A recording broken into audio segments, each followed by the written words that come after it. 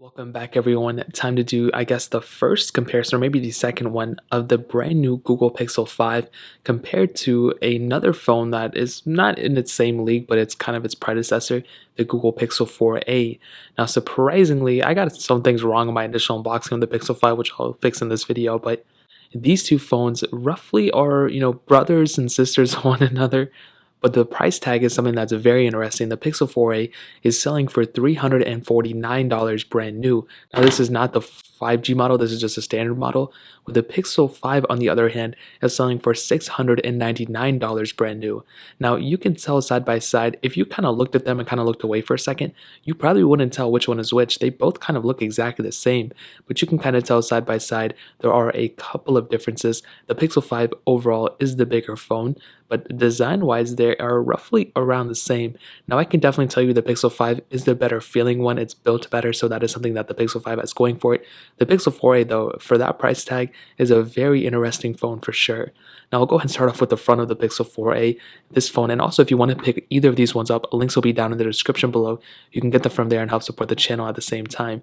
Now, starting off with the front panel, obviously, the Pixel 4a has a 5.81-inch OLED display. It's an HDR panel, I guess it's 1080p, and it's actually a pretty decent panel. I think the very cool thing about the Pixel 4a is that you don't have to spend a crazy amount of money to have a pretty decent panel. And just a couple of years ago, to even get a phone that looked like this, you had to pay like $1,000 for it, or at least like 800 or something.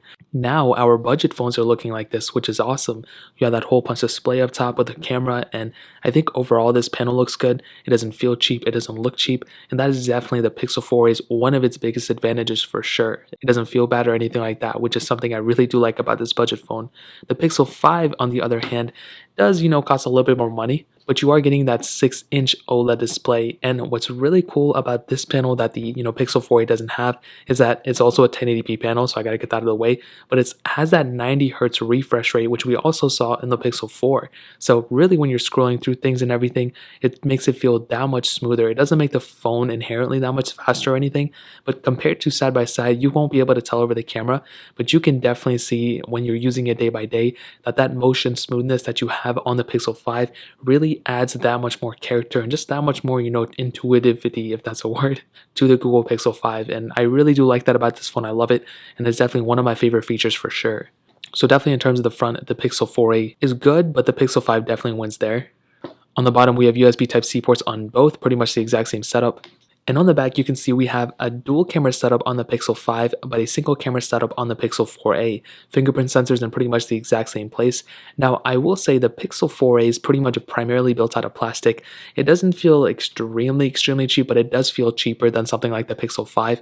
This phone, on the other hand, the Pixel 5 is built out of aluminum, but honestly, it has this texture to it that makes it feel a little bit weirder. I don't know what it feels like, but it definitely doesn't feel like aluminum. Like, I know aluminum phones, like I've owned like iPhone, for example, the Success is built out of aluminum or something. This one, on the other hand, I mean, it feels okay, but I don't know what they did with the texture outside of it, but I still think the Pixel 5 feels more premium than the Pixel 4a, but I still think the Pixel 4a for the price tag is actually not that bad at all. So in terms of the outside, that really pretty much covers it up, and I'll go ahead and hit on the software super quickly. I mean, they both, as far as I know, are probably going to be getting it around the same software updates. Maybe the Pixel 4a will end at the same time as the Pixel 4. That's probably what makes the most sense, and eventually we'll get a Pixel 5a and everything, and then the Pixel 5a will last as long as the Pixel 5. But honestly, that's not even a bad thing. The Pixel 4a is still going to be lasting for quite a bit of time. It's not like it's going to be outdated tomorrow, so that is something that's a huge asset for this device. The Pixel 5, on the other hand, is going to be lasting for a long time. Both these phones are probably going to be getting, custom ROMs and all that stuff too, so that's another pretty big asset for it. But I'll definitely tell you, if it's between both these phones, obviously I would recommend getting a Pixel 5 because of the software experience and the software lifecycle, but even the Pixel 4a is still going to be lasting for quite a bit of time, so you can't really go wrong with either one of these. They're Google's own phones. They purposely make the software and everything really good on them, so you don't really have to worry about constantly, oh, is this phone going to get updates or not, or when is it, whatever. It's basically going to be updated for a very long time. So in terms of that really pretty much covers it up, and I'll go ahead and do a little bit of a speed test between them. And now on the Pixel 4a, you have that Qualcomm Snapdragon 730G chipset, octa-core CPU, the Adreno 618 GPU, and a 6 gigs of RAM on the Pixel 4a. Or on the Google Pixel 5, we have that Qualcomm Snapdragon 765G chipset, an octa-core CPU, and Adreno 620 GPU, and 8 gigabytes of RAM on this phone. So let's go ahead and see which one is the faster one between these two phones. Okay, and I got them side by side. So let me go ahead and clear out all these apps in the background. It's probably going to take like 2 seconds. Okay, hopefully I cleared them out. The Pixel 4a is being really weird. It keeps bringing up the same 4 apps, but I think they're already out. So I guess we'll see what happens. Let's do phone calls. 3, 2, 1. And actually, I think the Pixel 4a was faster there. That was surprising. Messages 3, 2, 1. And I think again the Pixel 4a may have been faster. I may have opened it up before on here, like back in the day. Play Store 3, 2, 1. And definitely that's when you start to see the Pixel 5 being the faster one. Scrolling through, you can see that the Pixel 5 definitely looks way smoother than the Pixel 4a. And I'm surprised because even the Pixel 5 doesn't have that crazy of a new chipset. But definitely even scrolling through and scrolling forward, the Pixel 4a definitely looks a little bit more glitchier overall than the Pixel 5, even from that basic test. Chrome 3, 2, 1. Pixel 5 again is faster. Pixel 4a a little bit after. Camera 3, 2, 1. And this one was a little bit tough. I mean, maybe the 4a was a little bit faster there. Now I have a bunch of these third-party apps that we can go ahead and test. Let's do Twitter. 3, 2, 1. And the 4a was a little bit faster there. And I wanted to show you guys even like kind of slouching out of these apps like this. Not even that big of a difference there either, which is really huge. Snake vs. Blocks. 3, 2, 1. It's so funny I still use this game because this game is so old and like nobody plays with it anymore. I think the Pixel 4a was actually faster there. I looked away for a second. Again, here's some gameplay. You can see about the same, not really a big difference, but that was a pretty big difference I think for the Pixel 4a there. We can do Temple Run 2, 3, 2, 1.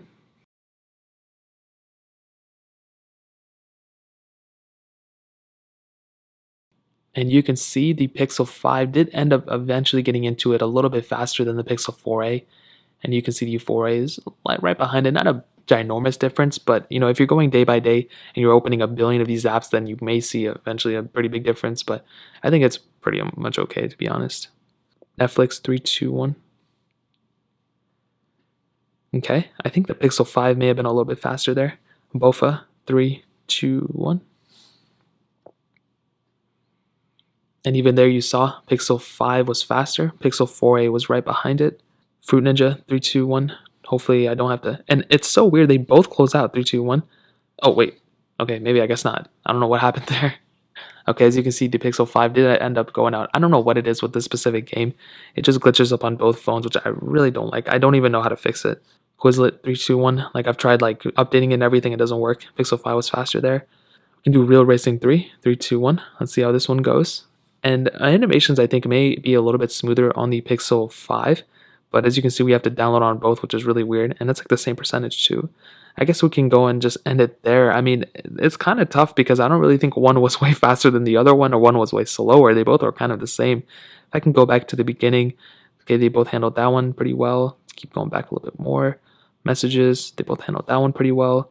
Let's keep going. Let's do Play Store. So there we did see that the Pixel 4a did end up exiting out of the Pixel of the App Store, and the Pixel 5 ended up keeping it. And that's probably one of the bigger differences. I think the RAM speed and performance I think was hand in hand on both. One didn't really win every single time, but it was kind of close.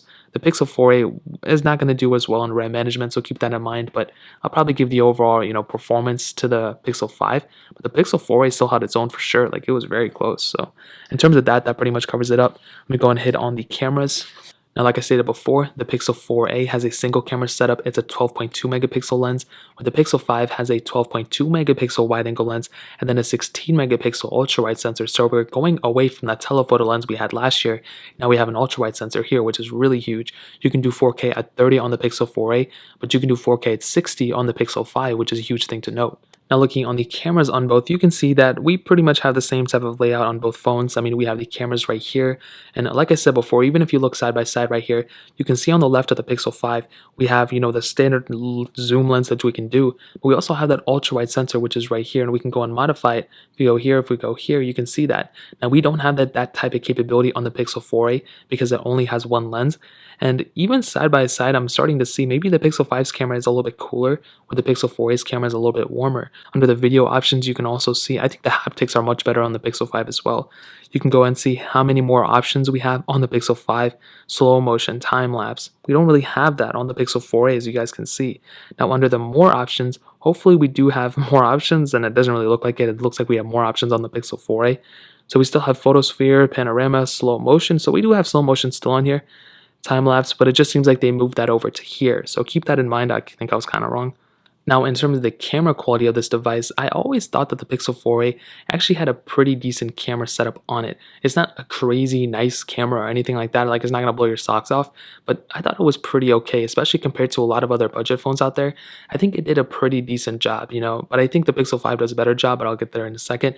I think the Pixel 4a is actually a pretty decent camera for the price. Again, $350. Like, that is a really good price to pay for this type of phone.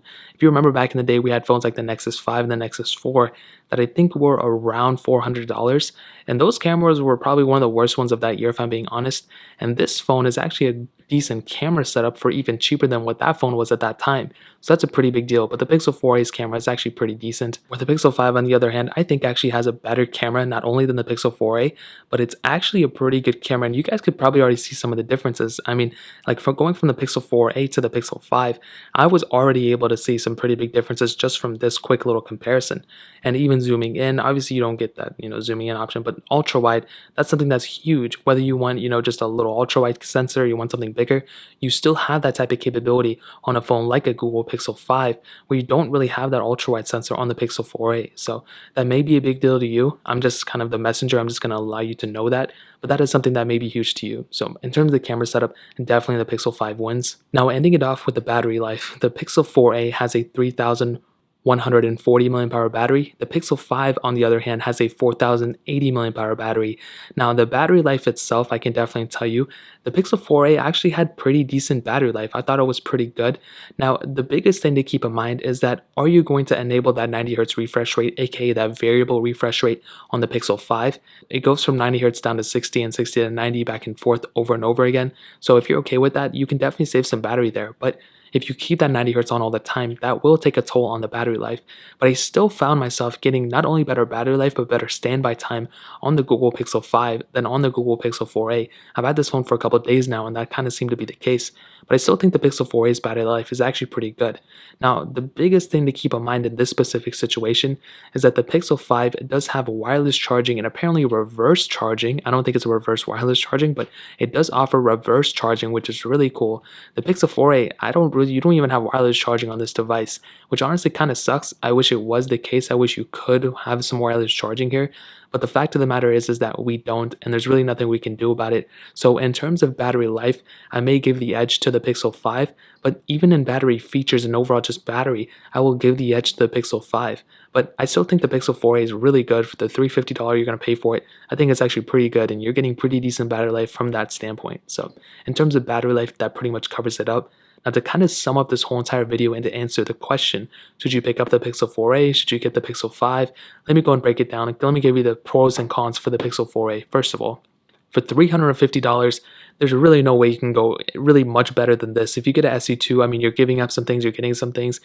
Basically, I think the main area that the Pixel 4a kind of lacks in is just the build quality. It doesn't feel that great. The screen looks pretty good, just the build quality doesn't feel that great. But another thing is probably maybe just the camera is not that great. The battery life, no wireless charging. It's not the best performing device. You can probably pick up like a Galaxy S10 for like $300, $400. And it's probably even better performing than this thing.